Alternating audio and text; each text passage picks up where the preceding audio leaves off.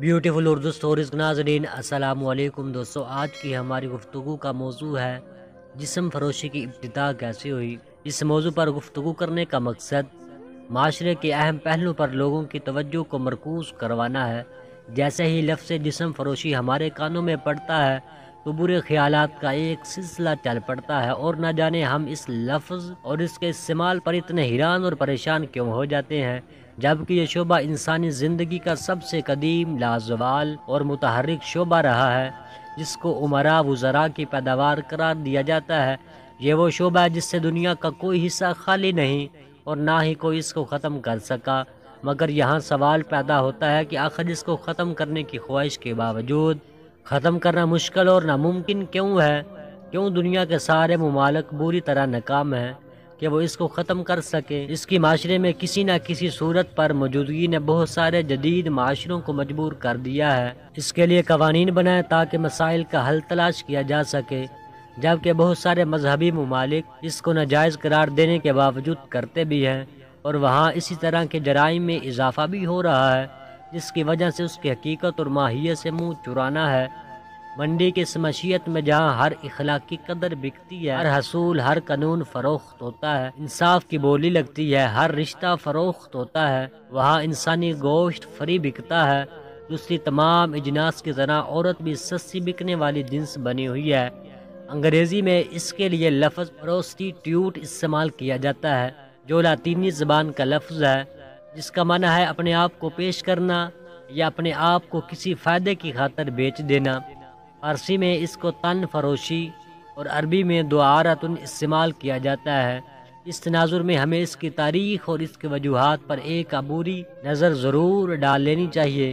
تو چلو دوستو، میں آپ کے سامنے کچھ شہر اور کچھ علاقوں کا ذکر کرتا ہوں جہاں پر جسم فروشی عام تھی۔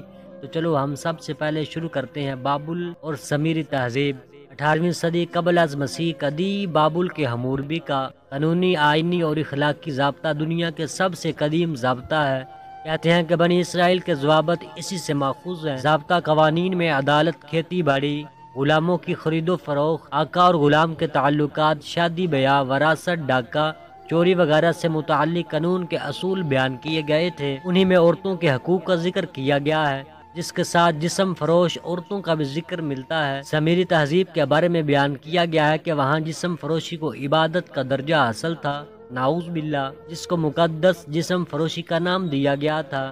بابل کے بارے میں وہ لکھتے ہیں کہ وہاں کی تمام عورتیں اپنی زندگی میں اپنا جسم کسی بھی اجنبی کو پیش کرتی، اس سے ان کے رتبے میں اضافہ ہو جاتا۔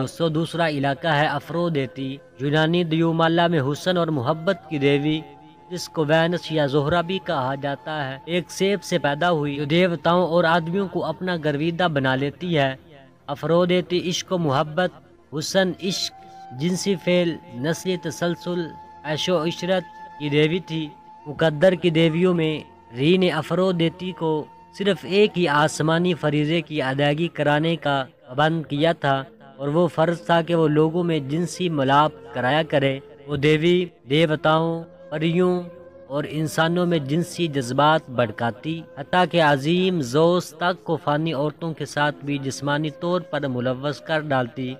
تو دوستو، ایک اور علاقہ جہاں پر جسم فروشی عام تھی وہ تھا کنعان، اور اس کے ارد گرد یہودی قانون کے مطابق اس کو ناجائز قرار دیا گیا تھا، مگر دوسرے مذاہب جو اس وقت وہاں موجود تھے، ان میں خاص علاقوں کے مذاہب جیسے ساردینیا، بحیرہ روم کا دوسرا بڑا جزیرہ اور اٹلی کے 20 علاقوں میں سے ایک ہے، اور فونیکی ثقافت کے باشندے معبد اشتروت، ایک یونانی دیوی تھی جس کی پوجا مشرقی بحیرہ روم میں کی جاتی تھی، جہاں جسم فروش زیادہ تر مرد تھے، جسم فروشی کو عبادت کے طور پر سمجھتے تھے۔ دوستو، جسم فروشی میں انڈیا کا بھی بہت نام ہے، جو اس وقت عالمی طور پر ابھرتی ہوئی معیشت تصور کی جا رہی ہے۔ اس میں قانونی طور پر پیسے کمانے کے لیے جسم فروشی کی اجازت ہے۔ اس منڈی میں شریک ہونے والی خواتین کی شرح بڑھتی جا رہی ہے۔ صرف کلکتہ میں 50,000 بچے چائلڈ لیبر کے طور پر کام کر رہے ہیں، جن میں 80% کم عمر لڑکیاں ہیں۔ اس وقت انڈیا میں جسم فروشی کی منڈی سے قانونی طور پر منسلک خواتین کی تعداد 6,80,000 ہے، جبکہ ایک اندازے کے مطابق اس منڈی میں عورتوں کی تعداد 30 لاکھ سے زائد ہے، جن میں سے 12 لاکھ کم سن بچیاں ہیں۔ جن کی عمر 18 سال سے بھی کم ہے۔ یہ تعداد ان خواتین کی ہے جو مخصوص شکلوں سے وابستہ ہیں، حقیقی تعداد کہیں زیادہ ہے۔ اور اب ہم بات کرتے ہیں پاکستان کے بارے میں۔ پاکستان میں جسم فروشی میں خطرناک حد تک اضافہ ہو رہا ہے۔ پاکستان میں سیکس ورکرز کی تعداد 15 لاکھ سے تجاوز کر گئی ہے۔ سیکس ورکرز خواتین میں نہ صرف مقامی بلکہ بنگلہ دیش، بھارت، برما، افغانستان اور روس ریاستوں سے تعلق رکھنے والی خواتین بھی شامل ہیں۔ انٹرنیشنل گروپ کی جانب سے جاری کردہ تازہ ترین رپورٹ کے مطابق پاکستان میں جسم فروشی کے پیشے میں مسلسل اضافہ ہو رہا ہے۔ ان جسم فروش عورتوں میں 44% خواتین غربت کی وجہ سے، 32% دھوکے اور فریب کی وجہ سے، 18% جبر اور تشدد کی وجہ سے، 4% وہ خواتین جو انہی گھرانوں میں پیدا ہوئیں، 2% اپنی مرضی سے شامل ہیں۔ ان میں سے 41.8% خواتین 18 سے 25 سال کی ہیں، جبکہ 6.21% لڑکیاں 18 سال سے کم عمر کی ہیں۔ 56.79% خواتین ان پڑھ ہیں اور 47% سیکنڈری اسکول کی تعلیم سے لے کر کالج اور یونیورسٹی کی تعلیم یافتہ ہیں، جبکہ 30% غیر شادی شدہ لڑکیوں کے ساتھ 70% شادی شدہ خواتین شامل ہیں۔ خواتین میں نہ صرف مقامی بلکہ گزشتہ 10 برسوں میں بنگلہ دیش سے 5 لاکھ خواتین، برما سے 20,000، افغانستان سے 1 لاکھ اور روسی ریاستوں اور دیگر ممالک سے ہزاروں خواتین پاکستان آئیں اور جسم فروشی کے پیشے سے منسلک ہو گئی۔ رپورٹ کے مطابق اس بے حیائی اور برے کام کی وجہ سے ایڈز جیسی موذی بیماریاں پھیل رہی ہیں۔ اب تک 80,000 کے قریب افراد اس مرض میں مبتلا ہو چکے ہیں۔ اسی طرح خواتین سیکس ورکرز کے مقابل جسم فروش لڑکوں کی تعداد میں بھی اضافہ ہو رہا ہے، جن میں نوعمر بچوں کی زیادہ تعداد قابل تشویش ہے۔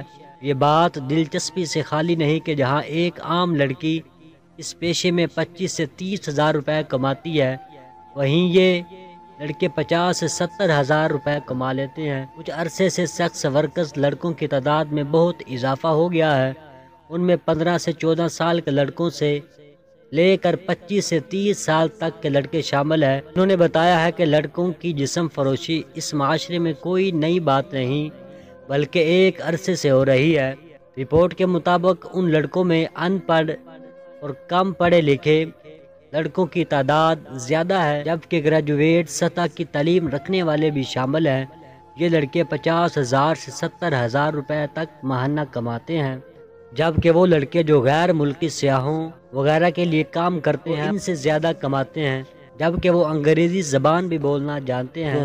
اس موضوع پر گفتگو کرنے کا مقصد صرف آپ لوگوں کو جگانا ہے کہ آپ لوگ اچھے لیڈر کا انتخاب کریں اور اپنے آپ کو درست کریں اور اس بے حیائی سے اپنے آپ کو بچائیں اور اپنی بیٹیوں کو بھی بچائیں۔ امید کرتے ہیں دوستو آپ اس بات پر لازماً عمل کریں گے۔ ملتے ہیں نیکسٹ ویڈیو میں، تب تک کے لیے دوستو